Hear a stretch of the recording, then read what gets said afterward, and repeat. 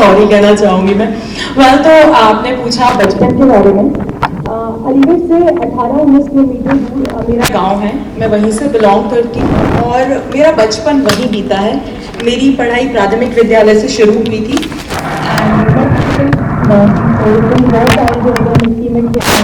गाँव की छोरी, हाँ गाँव की छोरी आप कह सकते हो।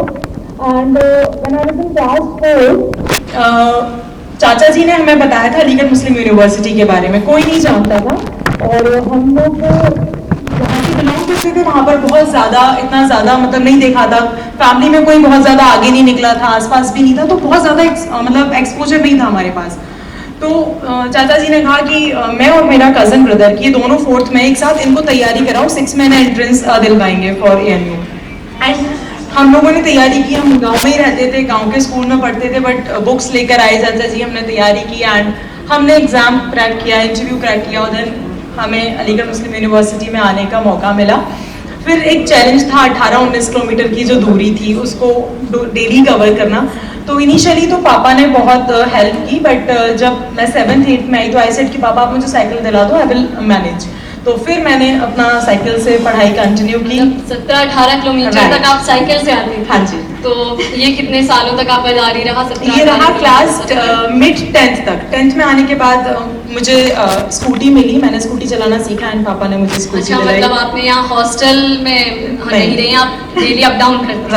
राइट, मैंने डेली अप डाउन किया एंड देन फादर ने पहले मुझे बाइक चलाना सिखाया। मतलब मैं कहूँगी कि आज मैं यहाँ पर हूँ, मेरे पापा ने मुझे बहुत सपोर्ट किया है। तो उनके सामने सोसाइटी के बहुत बड़े चैलेंजेस थे और हर कोई जानता है ये छोटी वाली जो प्रॉब्लम है ना, ये हर किसी के सामने आती है कि जब आप कुछ अलग करते हो ना तो लोग आपको रोकने आते हैं। और वो कुछ ऐसा नहीं होता किसी ने दीवार खड़ी की है, उनकी बातें ऐसी होती हैं कि हम कहीं ना कहीं टूटने लगते हैं, हम डिमोटिवेट होने लगते हैं लोगों की बातें सुन के। राइट, तो आपको वही हिट करते हैं। तो मेरे फादर ने मुझे बहुत सपोर्ट किया और मैं कहूँगी कि मतलब मैं सोच भी नहीं सकती हूँ कि अगर उनका सपोर्ट नहीं होता तो मैं आज यहाँ कैसे होती। देन मैं अपनी पढ़ाई कंप्लीट की, मैंने पहले 10th then 12th then graduation then masters then now I am in job. So tough था लेकिन सपोर्ट मेरे पास पूरा था। मैंने कहीं बहुत ज़्यादा बेबसी महसूस नहीं की, because my father my mother both were always there. मैं सिर्फ उन दोनों को यहाँ तक आने का क्रेडिट देना चाहूँगी। अच्छा, तो दूसरा सवाल है हमारा आपसे कि आपकी अर्ली एजुकेशन किस फील्ड में है? आफ्टर 10th मैं बायो लेना चाहती थी बट हुआ नहीं, मुझे नहीं मिला PCB, मैं एंट्रेंस एग्जाम क्रैक नहीं कर पाई। देन मुझे ह्यूमैनिटी में एडमिशन मिला and I choose geography and economics. But 2 दिन क्लास करने के बाद आई केम टू नहीं कि आपको तो अपग्रेड कर दिया गया कॉमर्स में। मैंने कहा यार अलग है, पूछ तो लिया होता एक बारी। देन फिर 2 दिन ह्यूमैनिटीज कंटिन्यू करने मतलब पढ़ने के बाद then I continue with commerce and उसके बाद BCom honours I choose to continue in commerce only. And after commerce मुझे CWA करना था, cost and working management accounting. And जब मैं मास्टर्स के लिए आई तो मैंने 4 कोर्सेज में अप्लाई किया था ANU में। अच्छा, मतलब आपका भी मास कम्युनिकेशन बाय एक्सीडेंट है, बाय चॉइस नहीं है? हाँ, वो चॉइस नहीं थी। तो मैंने MFC, MBA, MSW and mass communication के लिए मैंने अप्लाई किया। ये एक अपने आप में एक अलग स्टोरी है कि जब वो एक हम एंट्रेंस के लिए एक स्लिप हमें कटानी होती थी, वो 300 रुपए की एक स्लिप मैंने कटाई और वो वहीं काउंटर पे छूट गई। देन आई गॉट कॉल और मुझे पता ही नहीं है कि मैं अपनी स्लिप छोड़ के आ गई हूँ कि आपकी स्लिप यहाँ रह गई, आप आइए। एंड आफ्टर दैट मैं एग्जाम्स देने के बाद मैं दिल्ली चली गई, जिससे मैंने आपको बताया कि मुझे CWA करना था। और एंट्रेंस एग्जाम्स मैंने सिर्फ इसलिए दिए थे कि मैं किसी को ये कहने का मौका नहीं देना चाहती थी कि मुझे एडमिशन नहीं मिला, that's why I choose this field की CA CMA करने निकल जाते हैं, जैसे जनरली लोग कहते हैं। जब मैं चली गई मैंने यहाँ से सब कुछ छोड़ दिया, मैं कंप्लीटली दिल्ली में सेटल हो चुकी थी। और उसके बाद रिजल्ट्स आना शुरू होते हैं। मैं रिजल्ट्स भी नहीं देख रही थी ऑनेस्टली, मैं एक स्पोर्ट्स पर्सन भी रही थी। मैंने ANU से क्रिकेट खेला था जोनल लेवल पे, तो मैं 2 कोर्सेज में स्पोर्ट्स कोटे से नॉमिनेट हुई। एंड मास कम्युनिकेशन का कुछ ऐसा असर रहा कि बहुत सारे बच्चे थे जो बहुत ज़्यादा क्रेजी थे for this particular field, but मेरा क्या बन गया, मैं तो छोड़ के आ गई, मेरे को कोई मतलब नहीं है। मैं पापा को अपडेट देती थी, पापा ये रहा, इसमें स्पोर्ट्स कोटे से नॉमिनेट हो गई हूँ, यहाँ पे इतना मैंने क्लियर किया, तो ठीक है। अब मास कम्युनिकेशन का क्या होता है, जब मैंने अपना रिजल्ट देखा तो आई गॉट रैंक 3। उसने थोड़ा सा मुझे हिट किया कि यार 3rd रैंक आई है, मैंने तो तैयारी भी नहीं की थी, मैंने तो कुछ सोचा भी नहीं था। वहाँ से फिर मैंने 2 दिन रिसर्च की इस पर्टिकुलर, मैं कुछ भी नहीं जानती थी इसके बारे में कि है क्या क्या, कभी कुछ सोचा ही नहीं था। और आरजे, रेडियो, ये सब चीजें हमारे लिए बहुत दूर थी। हमें से वही पता था कि इंजीनियर, डॉक्टर, बैकग्राउंड से आते हुए तो आप मैंने तो बताया बहुत ज़्यादा एक्सपोजर था ही नहीं। जी। रिसर्च किया, देन पापा ने भी कई लोगों से कहा, तो पापा ने कहा कि नहीं, इसको MFC के लिए भेजो, masters in finance and control.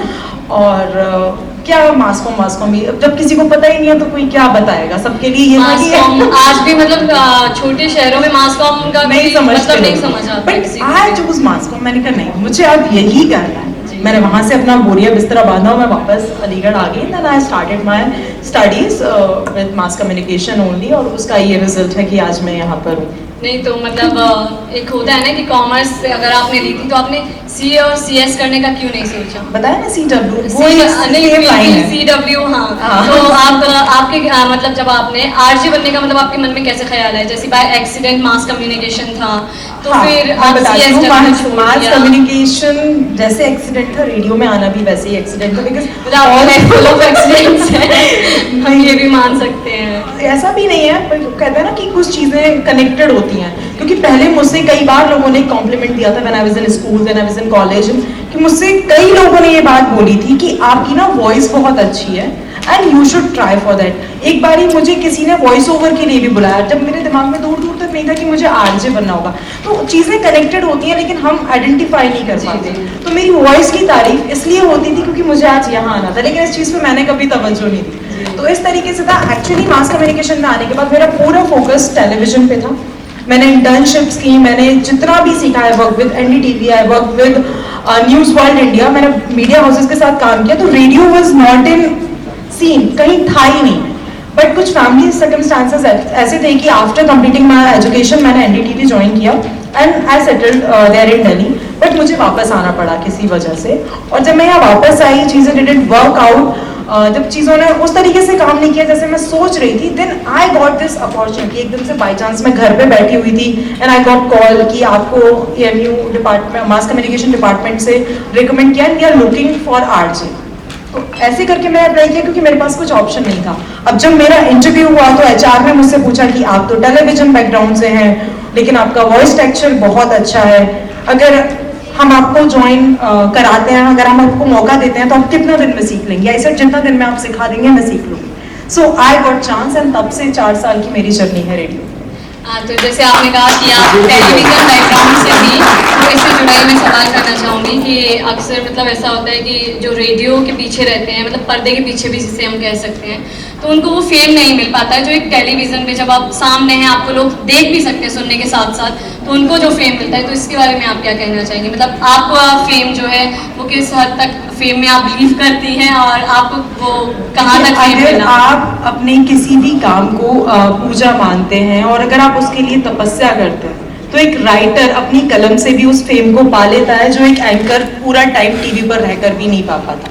तो इट्स ऑल अबाउट दैट शिद्दत जो आप अपने काम, आप अपने काम के प्रति जो दिखा पाते हैं, आप अपने काम से कितना प्यार कर पाते हैं। जी, तो चलिए अब आप एक सवाल आपसे, क्या आपको पहली नजर का प्यार हुआ है? शायद नहीं। तो मतलब पहली नजर के प्यार में आप कितना विश्वास रखती हैं? मुझे बहुत ज़्यादा एक्सपीरियंस तो नहीं है, but I don't believe in love at first sight at all. तो ठीक है, आप लव एट फर्स्ट साइट में बिलीव नहीं रखती हैं, लेकिन एक थोड़ा सा और पर्सनल सवाल कि जो आपने सोचा होगा ना, जो आपका लाइफ पार्टनर होंगे, उनकी कुछ इमेज तो आपने बनाई होगी ना, मतलब कैसा पार्टनर आप चाहती हैं?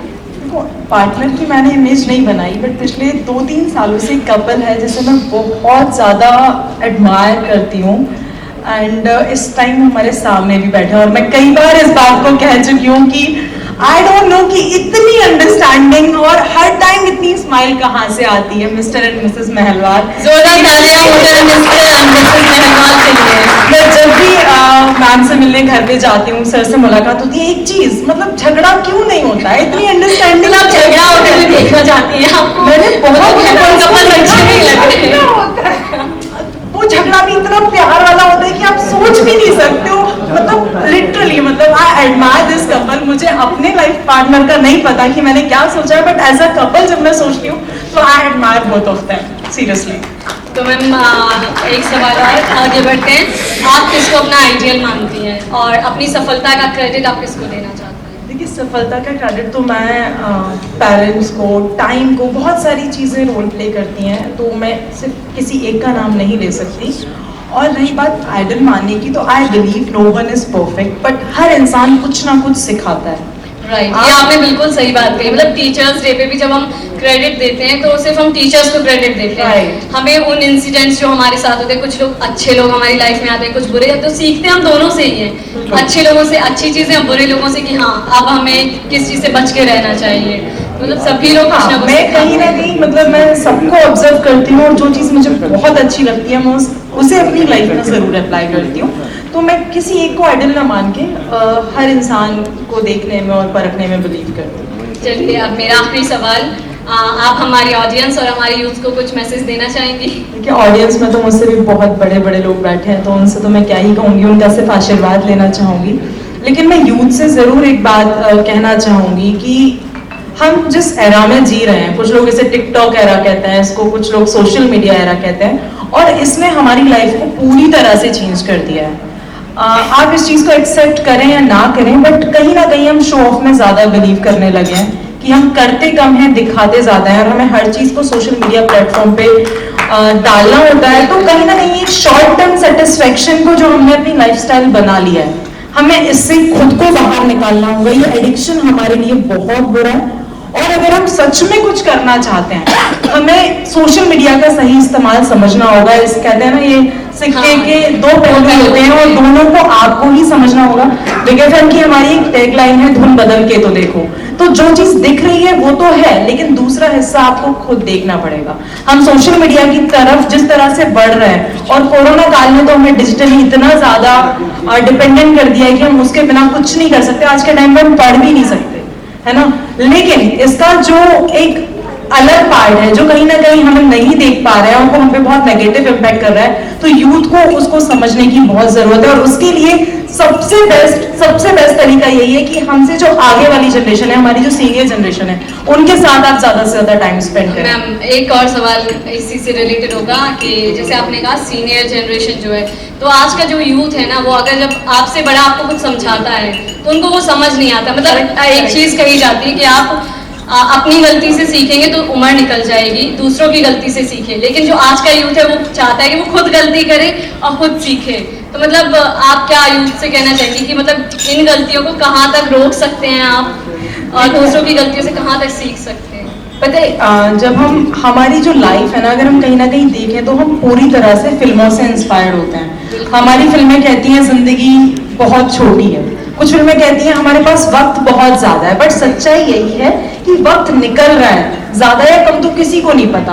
और अगर आपके पास इतना समय वाकई में है कि आप गलतियां करते रहें फिर सीखें, then it's up to you. But I believe कि अगर मेरे सामने कोई गलती कर रहा है तो मैं उसकी गलती से सीख लूं। मैंने आपको बताया ना कि हर चीज कुछ ना कुछ सिखाती है, आपसे लेकर कुछ नहीं जाता। अगर आप कोई अटेम्प्ट ले रहे हो या अगर आप किसी में अपना टाइम इन्वेस्ट कर रहे हो, तो या तो आपको कुछ मिलेगा या आपको कोई सीख मिलेगी, आपके लिए वेस्ट हो भी नहीं जाएगा। तो आप उस गलती को भी क्यों वेस्ट जाने दे रहे हो, क्योंकि उसमें भी आपने अपना टाइम इन्वेस्ट किया है ना, तो आप उससे सीखने की कोशिश करें। और हम कहते हैं ये सबसे ज्यादा कीमती चीज समय है, तो हम इसे क्यों व्यर्थ कर रहे हैं। Thank you so much ma'am, हमारे साथ आने के लिए और अपनी